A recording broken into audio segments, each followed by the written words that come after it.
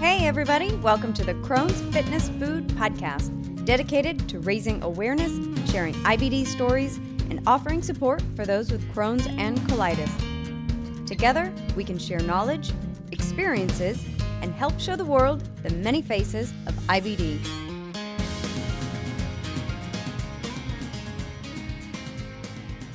Hi everyone, thank you for joining me today for another episode of the Crohn's Fitness Food Podcast. I'm your host, Stephanie Gish, Crohn's warrior since 2006 and lifelong fitness fanatic. My guest today is Alexa Federico, a nutritional therapy practitioner, AutoImmune Paleo Coach, author, blogger, and a fellow Crohn's warrior. If you follow her on Instagram, you'll recognize her as @GirlInHealing. Her healing journey began with her diagnosis at the age of 12, and it has shaped her entire career and path she is on now. Today, she helps people learn how to utilize food in support of their health and not against it. Many of her clients have gut issues, including Crohn's and colitis, and she helps teach people how food plays a role in both healing and disease. So without further ado, let's jump in and get started with today's episode. Thank you so much for joining me today, Alexa, and welcome to the show. Thank you so much, Stephanie. I'm really excited to talk with you today. I'm excited to have you here. So we know that every Crohn's and colitis story is different. Why don't you start by telling me your Crohn's story and what led to your diagnosis? Sure. So as you mentioned, I was 12 when I was diagnosed. And before this, I had a pretty unremarkable childhood in terms of my health. Nothing strange or nothing traumatic had happened, but when I was 12, over the course of a few months, I started having these weird symptoms. And at the time, I didn't know that they were related, but they are actually all Crohn's symptoms. So I was having joint pain and GI issues and being really tired and even getting feverish at night and getting really hot and just getting really poor sleep. And I had gone to my pediatrician's office a handful of times because obviously I was young, but my parents could see that something was very off. And like a lot of people, we kept getting turned away and told that these weren't real issues that didn't need to be investigated further. But eventually things got pretty bad. And that's when one doctor referred me out to a gastroenterologist and confirmed that I had moderate to severe Crohn's disease. About how long did that take from the first time you started having those initial symptoms until you finally got to see a gastroenterologist? I want to say it was at least 3 months because I remember right after seeing that gastroenterologist, he said that I should be admitted immediately. And I went to the hospital and, went through with the admission, and I was there right after Christmas and then through the new year that year. So and I remember that it all started in the fall. So it was kind of like a 3-month kind of journey and going back to doctors until we were taken seriously. And had you ever heard about Crohn's disease before, or did you have anyone in your family with this? So I was not aware of Crohn's disease. I knew that my dad had slight digestive problems once in a while, but nothing that interfered with his life. And I knew my aunt had some digestive problems that were more serious, but I had just never really asked what they were, or, it wasn't really discussed that much. And then later I was found out that I do have Crohn's and colitis on both my mom's side of the family and my dad's side of the family. Oh, wow. So you actually do have it in your family history there. Yes, we were able to connect the dots between some older family members that we realized had it. So you seem to be in a good spot right now in managing your IBD, but it has certainly not been an easy road. In some of your recent Instagram posts, you talked about this past year you were dealing with a lot of complications. So tell me, what did it take for you to finally get to the spot that you're in now? A lot. So yeah, you're right. This past year, 2018 was probably the biggest hurdle of having Crohn's so far.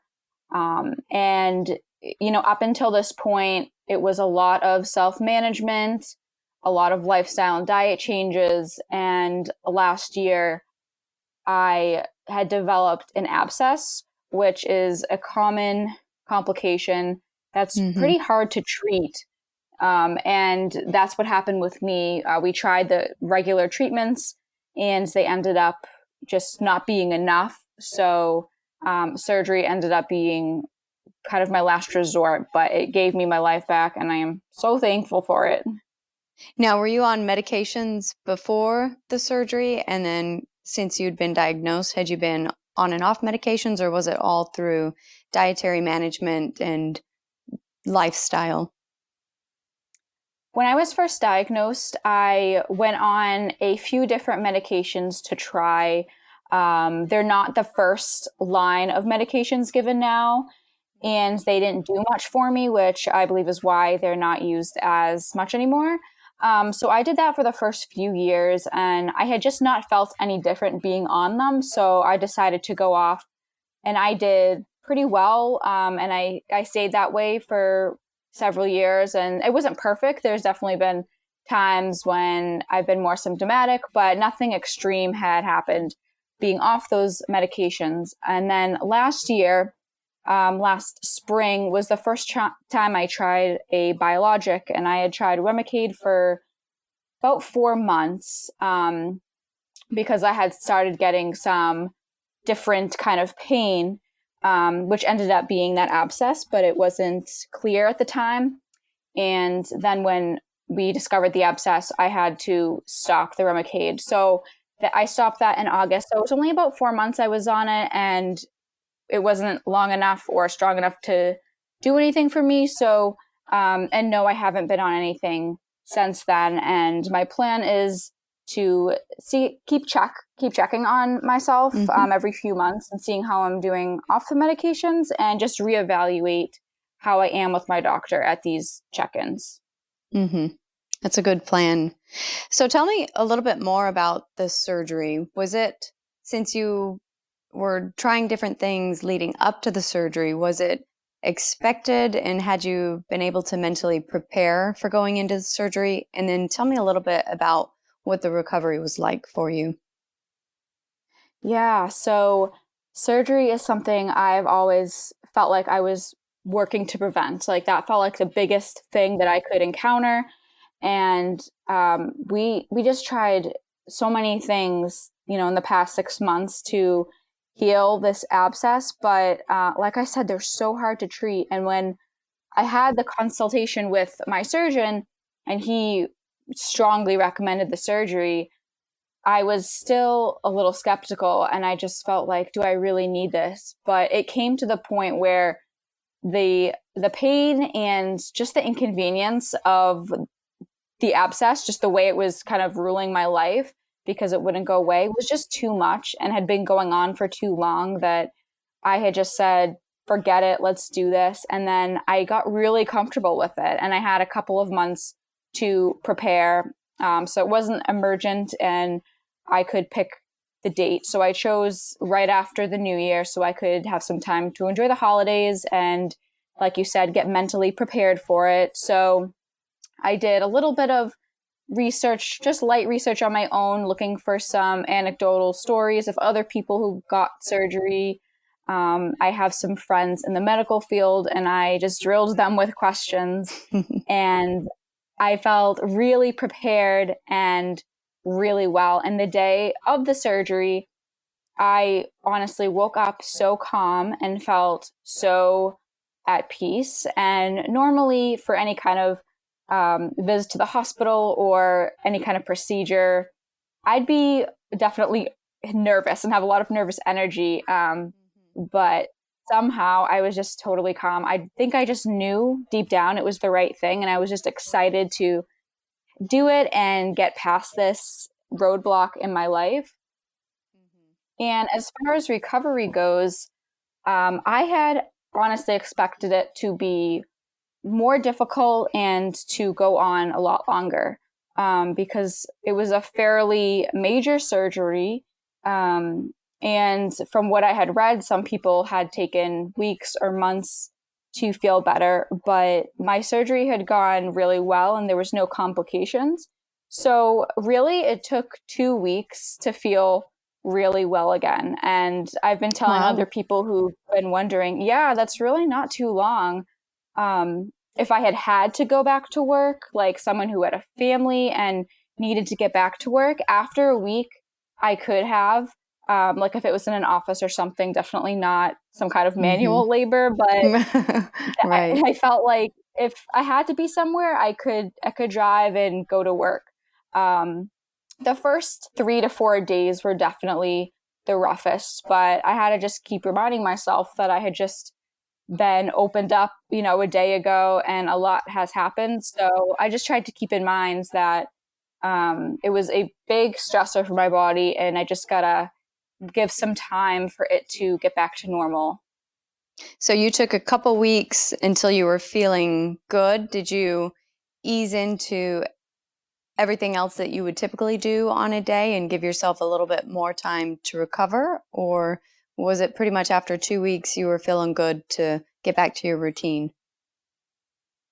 After 2 weeks, I was pretty much in my normal routine. I spent like the second week easing into it and doing a little bit more of my normal activities. And then by, week 14 or day 14 or 15, I was pretty much in my regular schedule, and it kind of just was seamless. And yeah, I had a lot of help from family and friends who were visiting, and my family at home was helping me, especially that first week when it was the hardest to just move around even. So I Hmm. was really lucky that I had a good support team. Support makes all the difference. And Absolutely. you just recently wrote a blog post because the surgery wasn't all that long ago, but you wrote a post on how to prepare and what to expect for surgery. Is there anything that you wish, and I think you may have touched on it a little bit in your article, but is there anything you wish people would have told you before the surgery but didn't?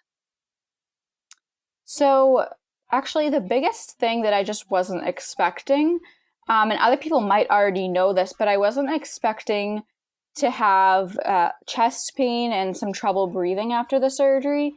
And it wasn't like I was gasping for breath, but simply like sitting up and walking to the bathroom, I felt like I couldn't take deep breaths, and that made me nervous and would make me want to take more breaths, like when you're getting anxious about not having enough air. So the first few days and up to the week, that was something that was happening and scared me. I just thought something was wrong, and I didn't know that was an outcome of having surgery. I think that was the biggest thing that impacted me that I wanted to know. The other thing is, if you have some kind of wound before going into the surgery, or if a wound develops because of the surgery. So I have my where the incision was, but then I also had two wounds. One was from where I had a drain, and then the other was from where I had a fistula. And those are sort of deep, so they had to require packing, which is when a doctor or nurse will take these thin strips of gauze and basically fill the wound in so that the top of the skin doesn't heal before the bottom fills in.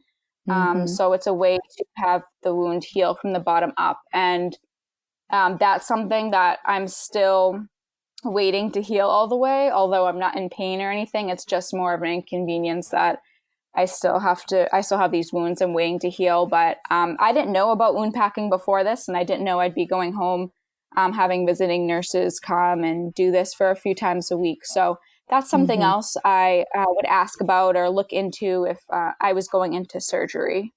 Hmm. Those are good things to ask about and to think about. So during the recovery, I think I read it on your blog. You mentioned that you drank bone broth, you took colloidal silver and oregano oil capsules, and those were a part of the recovery process. Is that correct? Those were more before the surgery. I continued taking the silver after, just until I had finished the bottle. It's good for the immune system, but the other things were all remedies I was trying to use together to get rid of the abscess. Mm-hmm. And those plus the other conventional treatments altogether still weren't enough. And that's why I Yeah. ultimately chose the surgery. Sometimes no matter what we throw at Crohn's, it's not enough. It's a really powerful disease. I'm I'm actually a big fan of the oregano oil myself, so there's certainly been times I've tried it, and sometimes it has been helpful for various things, but other times it just can't compete. So, Right. so let's jump into one of my favorite topics, and I'm pretty sure it's one of your favorite topics too, based on your career, and that's food.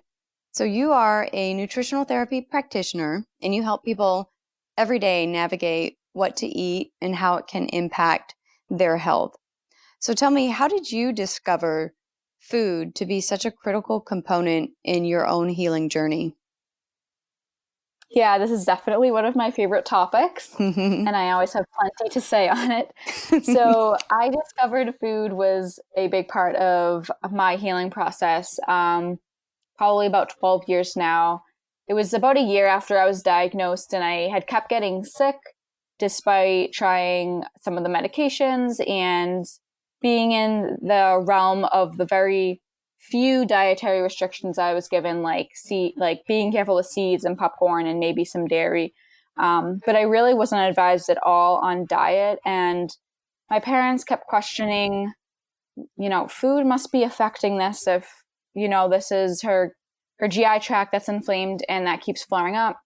But they still, my doctors at the time were still really not listening or willing to explore that at all. And I am really lucky that I have some relatives that were seeing what some would call an alternative practitioner or holistic practitioner that did some food testing and worked with them to identify food triggers. And I was able to work with him, and I still see him today. I see him a few times a year. And the biggest things I got from him was just learning about food. Every time I went to see him, I've just learned more and more about different foods and how they can affect the body. And at first, it was really hard, and I honestly hated it. And I was 12 or 13, and that is not fun to have to eat healthy foods and not indulge with your Hmm. friends. But I then think over the I years, I ended up loving it. Well, and I think I read in your book that the specific carbohydrate diet was the first, when you were 12, that was kind of the first diet you went into. And you'd said in the book that you were so angry at first or just upset of all the foods you had to give up, just as you were saying. Yeah, my diet was similar to that. It was kind of a combo of SCD and paleo and all these things. They had a lot of similarities, but it was tailored to my needs as well. And Hmm. the SCD was actually what my doctors had mentioned, but my only memory is them saying, like, in 30 seconds or less, that there is, the SCD exists, but there is no evidence that it works, and it's really difficult to stick to. And that was it. And basically telling us, don't try it. So that's why we were kind of pushed away from trying any diet related things, because we had no evidence that they worked, and it just sounded like a big undertaking. How did it work for you once you were going down the path of dietary management? Was it a process to identify trigger foods and safe foods and really tailor what you were eating for your own body? Yeah, and that's changed a lot over the years. So it helps a lot when I visit my holistic practitioner. He uses a form of food testing. So that's always my base, and it kind of resets every year. It's always a little bit different. But even despite that, I'm always still listening and feeling how things feel in my own body, despite any kind of testing. If something doesn't feel well, I will try it again another time. And, a lot of times we're intuitive to those things. We just have to really pay attention. And that's what I do. It's just always listening to my body and always changing and adjusting depending on what my body is telling me.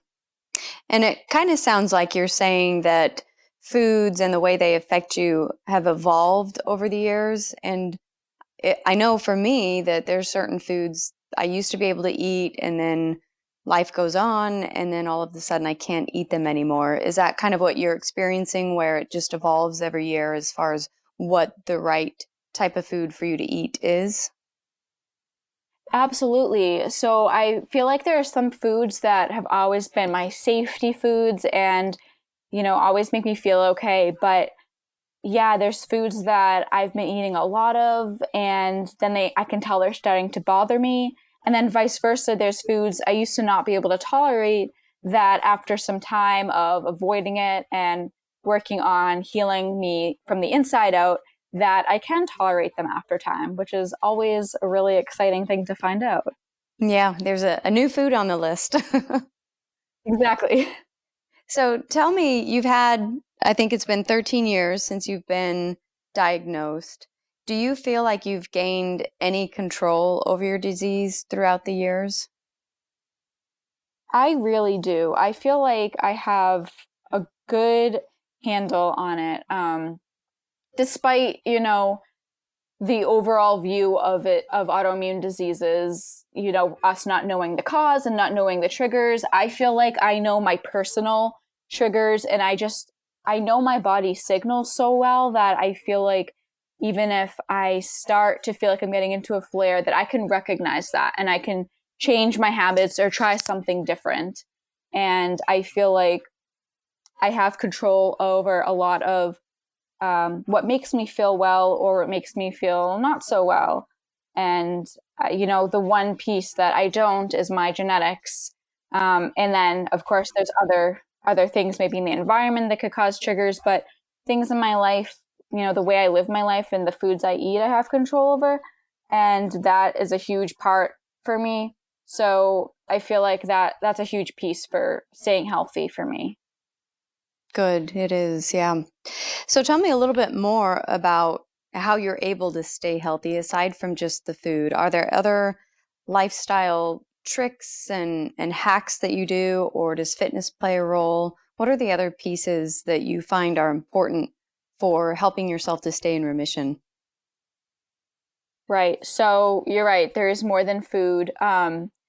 Definitely. Fitness for me has been more of a newer thing over the past few years. And that simply for me is light to moderate exercise. I can't do intense exercise or things like in under the heat outside in the summer. I like to do walking, yoga, maybe light bike riding, just nothing that's like driving me into the ground because I will be wiped out. And I think I'm someone that would start to get symptomatic if I push myself too hard.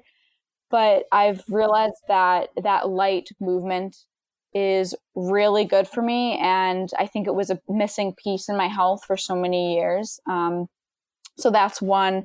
And then, kind of a more general piece to my health is just taking care of me in the sense that if I need extra time to rest, or if I'm waking up exhausted and I need to go to bed at 8 o'clock, then I do that. And just listening to those cues. Rest is a big one for me. I do not feel well if I get a really bad sleep the night before, so I really prioritize my sleep. I like to go to bed early. So sleep and movement have been a couple big ones. And one more that I'll mention, which is definitely something everyone should be considering, but Mm-hmm. stress management is Mm-hmm. really huge. So Yes. that's another one. Hmm. Is there anything that you find that really does help with stress management? Because I know for years I used to say, I'm so stressed, I need to control my stress, but I never really could. It was all talk like I'm gonna be less stressed, but I never really did anything. So are there certain things that you found that you were able to do that actually helped bring down those stress levels? Yes. And I think a lot of people do what you said is talk about they have a lot of stress, but I think most people just don't know the best ways to manage it. And managing my stress or basically negative emotions in general it's been a big piece that's been evolving pretty much over the past year. It's very new for me. But, simply stated, journaling has been really helpful. Writing gratitude lists, um, making a happy list of things that you love. My business coach introduced us to that, and she challenges us to do one thing from our happy list every day, which I love. It can be just something simple like getting a coffee or going for a walk. So, in times of stress, like when I'm able to walk away from what's stressing me out, I pull something from that list. And if it's nice out, I'll go for a walk or I'll call a friend or read 10 minutes in a book that I like. It's really like separating myself from the stressor, taking a break, and then revisiting it later with a clearer mind. And hopefully, I'm calmer then and I have like the better headspace and the better mindset to deal with it rationally. That's a great, super easy trick that anyone could implement. Very great. So Yeah. tell me a little bit more about flares because you've obviously been able to manage and navigate them for the better part of 13 years. So, do you have any tips and tricks when you notice that your body is starting to be symptomatic and what you can do to take care of your body to help calm that down? Yes. So I would say one tip that everyone can do is to give your body more rest. I think one of the worst things you can do is to continue going at a high pace, continue exercising, intensely, continue working super hard at your job and, doing all of the things. I think number one, it's time to slow down because your body is starting to tell you the signals that it's in distress. And then the next thing I would say is to start incorporating really simple foods and things that your body tolerates that are easy to digest, because that'll also make your digestive system have a little break when you know that you're putting in foods that that are really simple to digest and that aren't going to cause any kind of symptoms or trigger anything else. So you're kind of giving your body a little extra support and hopefully it will help minimize whatever you're going through. Hmm. How do you deal with the mental frustrations that can come along with a flare? I know even when, certain symptoms start to come back up, that you can be feeling really good one day and then those symptoms show up and it's a very mentally challenging, it's frustrating because you feel like you're losing that traction. How do you remind yourself that this is just a hiccup in the full journey and how do you keep perspective on that? Hmm, that's a really good topic. And I will say first that I tell people all the time to keep it in perspective that things are just a hiccup, but I understand so well that when the day comes when things are off and I feel like I'm losing control and questioning everything I'm doing, that it is so easy to lose that really good mindset and to start getting discouraged. But all I can say is that I keep things simple. I try not to overcomplicate my schedule or my diet because that's just one more thing to worry about when you've got so many things going on.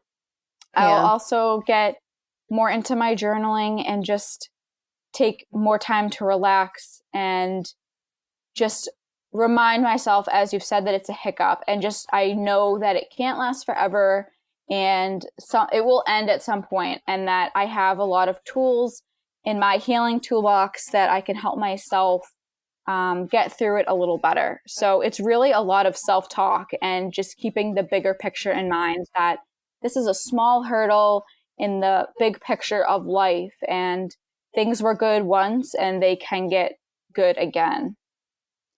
Definitely good to keep that big picture in mind. So what's the biggest Absolutely. challenge? What's the biggest challenge you've faced since having Crohn's and how did you get through it?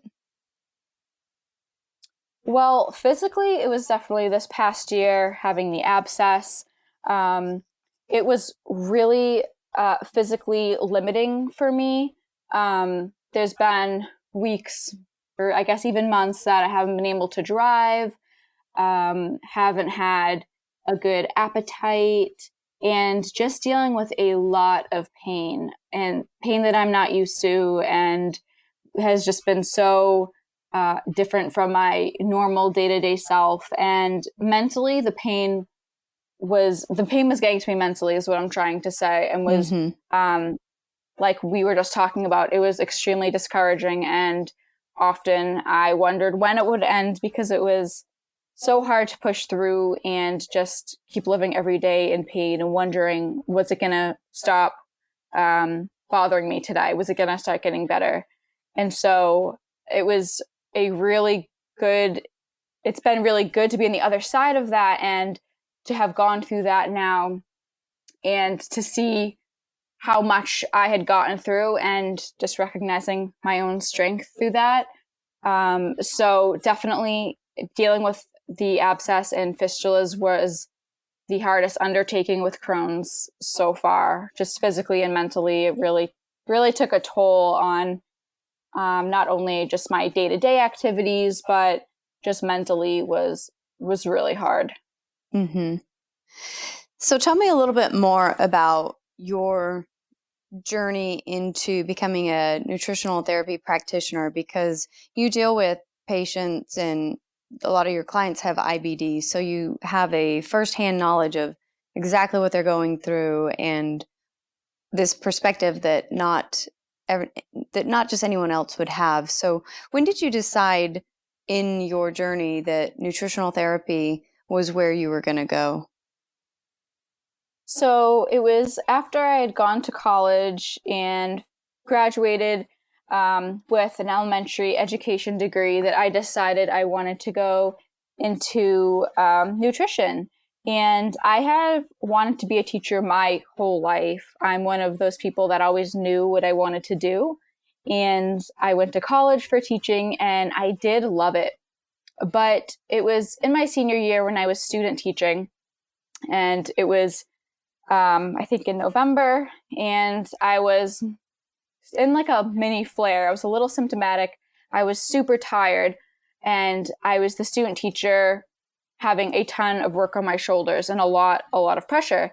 And I remember just thinking at the end of each day, if this was my classroom, if this was a year from now and this was my own classroom, how would I be getting through this? And it really opened my eyes at how much work teachers were doing. And I didn't think it was the best fit with my health and my lifestyle to take on a job that was so rewarding, but so demanding. And, if I didn't have enough support, then it would be really taking everything out of me. So after I graduated, I just took a little time off to figure out what I wanted to do.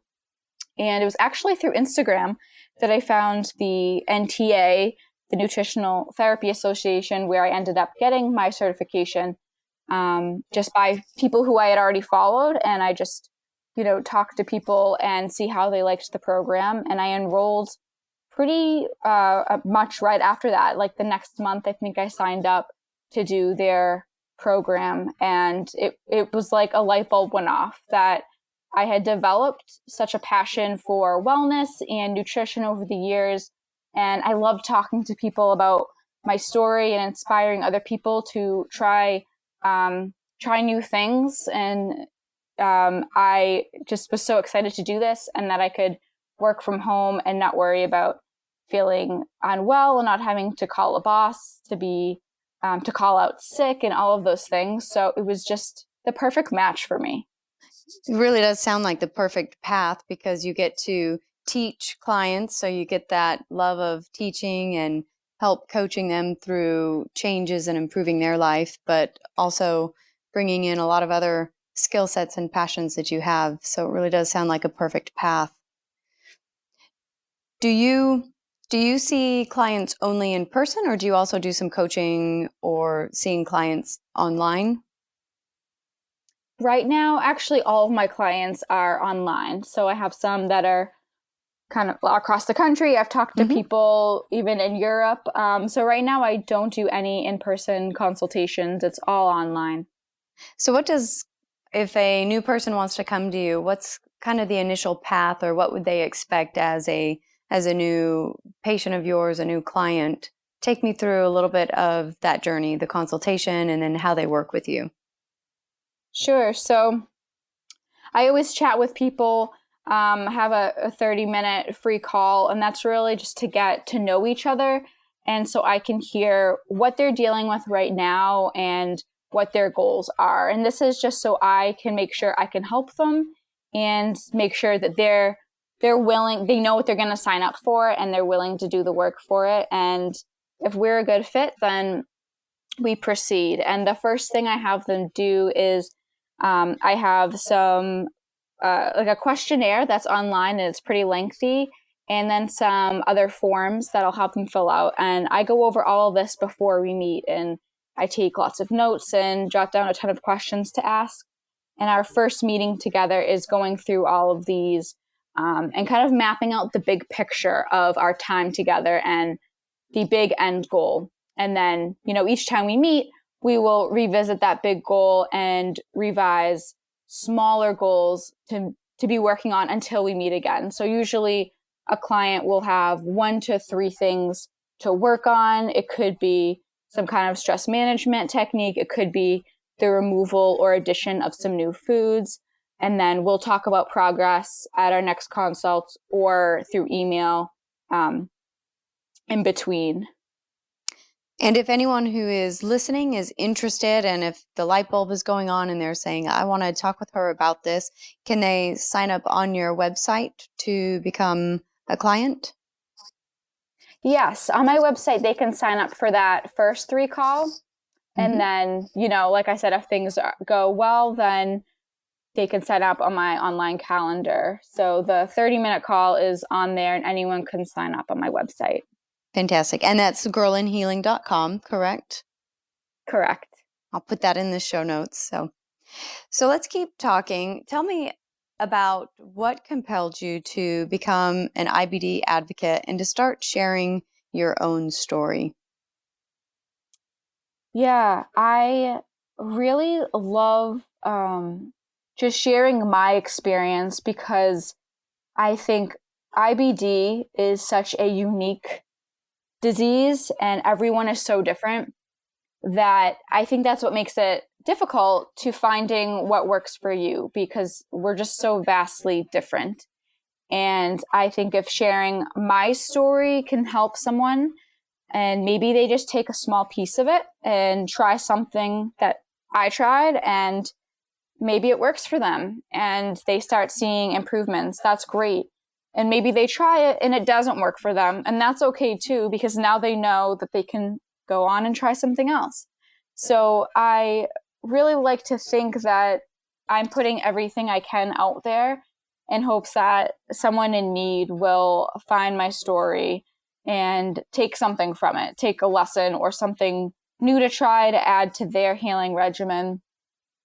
And I also feel like it was very isolating and very scary when I was first diagnosed. And I know a lot of people feel that way. It's very shocking to hear that you have a new diagnosis that's chronic and there's no cure and it's autoimmune. It's a very scary thing to be told by a doctor. And so the more I can be relatable to other people and show them how I've been able to live normally, as people want to, people are always looking, to feel normal and to be normal, then that's really the goal, is to just connect with other people and, hope that my story and experiences will help them live a little bit better with their health conditions. Now, as you've been sharing your story, how has being an advocate shaped your own view of Crohn's and colitis? It's been a really good experience to see what other people are doing, because I've connected with a lot more, bloggers and authors and, recipe developers and all kinds of advocates. and to see what they're doing. And it helps my perspective, because before all of this, I just had my view of what works for me and thinking that was the only way and the best way. But I also get a lot of feedback from people who find my blog and share their stories with me. So it's been really eye-opening and humbling to see that, other things I haven't done or had not even thought of doing were really life-saving for other people. So it's really, really opened my eyes to a lot more, basically, to a lot more treatments and just ways of living that have helped. And it's great because then I can translate that to my clients and, mention or suggest something that could then help them that I didn't know before. Sounds like the toolkit is constantly growing. It is. Yeah, I like that analogy. So is there one thing that you wish people knew about Crohn's or colitis but don't? I think this is common, with a lot of autoimmune and chronic illnesses in general, but a lot can be happening inside. So the way a person feels might be really terrible, but it's not visible on the outside. So I think that's something a lot of people struggle with, but I do find it's probably the biggest thing about Crohn's and colitis is that it is an invisible illness. So people can be hiding, their pain, but it's still really impacting their lives. And sometimes people don't see that and maybe don't believe that they're ill or treat them differently or something. So I think that invisibility part of the disease causes a lot of setbacks in people's lives. I would agree. I think in some ways we are too good at hiding our IBD symptoms, and it doesn't let people know what's there. So sure. we mentioned your website, girlinhealing.com. If people want to keep up with you and follow you more, where else can they find you online? I love Instagram. I'm there sharing stuff on my feed, or I'm doing something in my stories almost every day, at least weekly. But I also have a free Facebook group, excuse me, that people can join and ask questions and look for support in this big group of all people who have Crohn's or colitis. Mm-hmm. And then your book is on Amazon, and is it anywhere else? And that's the Complete Guide to Crohn's Disease and Ulcerative Colitis, if anyone is looking for that. I know it's on Amazon. Where else can they find your book? It's actually only on Amazon right now. Mm-hmm. It could be purchased as a paperback or on the Kindle. Perfect. I'm going to put all of those into the show notes so that people can easily click and find everything you just mentioned there. Well, we covered a lot today. We talked about a lot of different topics. Is there anything that I didn't ask that you maybe wanted to share with the audience today? Maybe just a little nugget of something that if anyone is struggling and feeling like nothing is working, just don't give up. I like to say that it's okay to move slowly and, to make small steps of progress, but just don't stop altogether and don't give up, because things will turn around. No matter how slow we're going, if we're moving forward, we're still moving forward. That's right. Well, thank you so much. This has been incredibly valuable, and I really appreciate you taking the time to sit and visit with me and share your Crohn's story and a little bit about what has worked for you with our listeners today. Thank you. Thank you too. Thank you for listening to the Crohn's Fitness Food Podcast. I hope you enjoyed this episode. If you have an IBD story, either as a patient or a family member that you'd like to share as a guest on this podcast, or if you have a topic you'd like to hear about, send me an email at crohnsfitnessfood@gmail.com. If you'd like to learn more about me and my Crohn's journey, follow me on Instagram using @Crohn'sFitnessFood, or Visit my blog for in-depth articles about my struggles and victories with Crohn's through diet, fitness, and lifestyle at www.crohnsfitnessfood.com. And finally, remember, be strong, be grateful, and be the warrior that you are.